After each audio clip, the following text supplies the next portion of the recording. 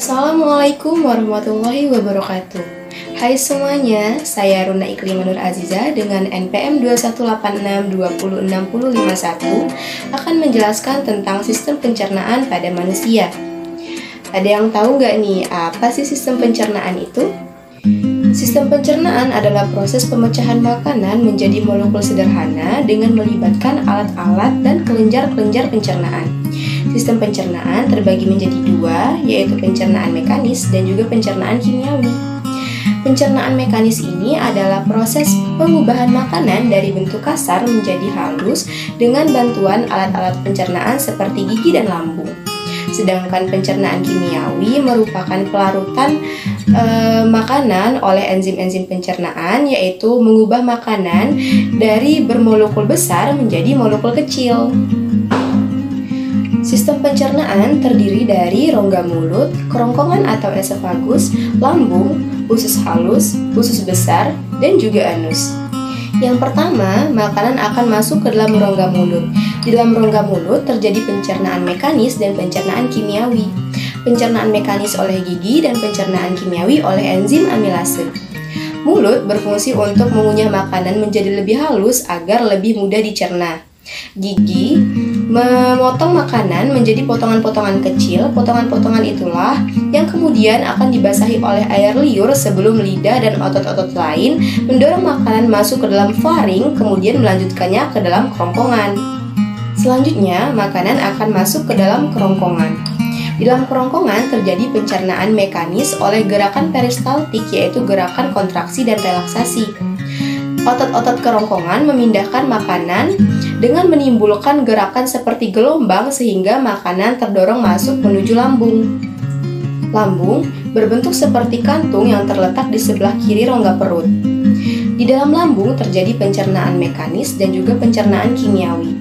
Pencernaan mekanis terjadi karena adanya gerakan peristaltik akibat kontraksi otot lambung yang menyebabkan makanan tercampur menjadi bubur atau kim. Sedangkan pencernaan kimiawi terjadi karena adanya bantuan dari getah lambung yang dihasilkan oleh kelenjar yang terletak di dinding lambung di bawah fundus yang mengandung enzim pepsin, enzim renin, dan juga asam klorida. Setelah makanan tercampur menjadi bubur atau kim, selanjutnya akan disalurkan sedikit demi sedikit melalui otot-otot berbentuk cincin atau bisa disebut dengan sphincter pylorus. Sphincter pylorus ini terletak di antara perbatasan antara lambung dan juga usus halus. Usus halus merupakan saluran yang memiliki panjang sekitar 10 meter. Usus halus terdiri dari 3 bagian, yaitu usus 12 jari, usus kosong, dan usus penyerapan.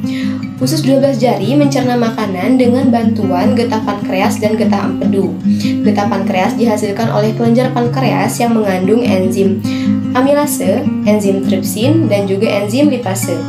Enzim amilase ini berfungsi untuk mengubah zat tepung atau amilum menjadi zat gula atau glukosa. Enzim tripsin berfungsi untuk mengubah pepton menjadi asam amino, sedangkan enzim lipase berfungsi untuk mengubah lemak menjadi asam lemak atau gliserol. Selanjutnya, getah empedu. Getah empedu dihasilkan oleh hati dan disimpan di dalam kantong empedu. Getah empedu ini berfungsi untuk menghancurkan lemak. Selanjutnya, usus kosong. Usus kosong terletak pada perbatasan antara usus 12 jari dan usus penyerapan. Usus kosong berfungsi untuk mencerna makanan yang telah dicerna dari usus 12 jari menuju usus penyerapan. Usus penyerapan merupakan tempat penyerapan sari-sari makanan. Di seluruh permukaan dindingnya terdapat ujung-ujung pembuluh darah yang menyerap sari-sari makanan.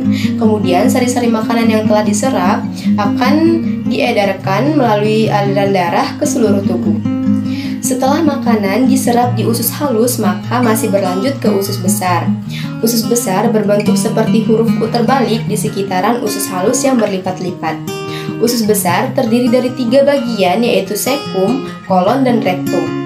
Fungsi utama dari usus besar ini adalah menyerap cairan, vitamin, dan juga mineral dari sisa makanan yang telah diserap oleh usus halus. Di dalam usus besar terdapat bakteri yang sangat berguna bagi tubuh bernama E. coli. Bakteri ini membantu proses pembusukan makanan. Proses pembusukan makanan itu akan menghasilkan kotoran atau fases yang kemudian akan dikeluarkan melalui anus.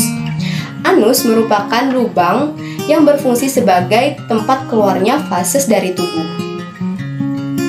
Jadi, itulah proses pencernaan makanan yang terjadi di dalam tubuh manusia. Mungkin sekian penjelasan dari saya mengenai sistem pencernaan makanan pada manusia. Semoga kalian paham atas penjelasan yang telah saya sampaikan. Saya akhiri, wassalamualaikum warahmatullahi wabarakatuh.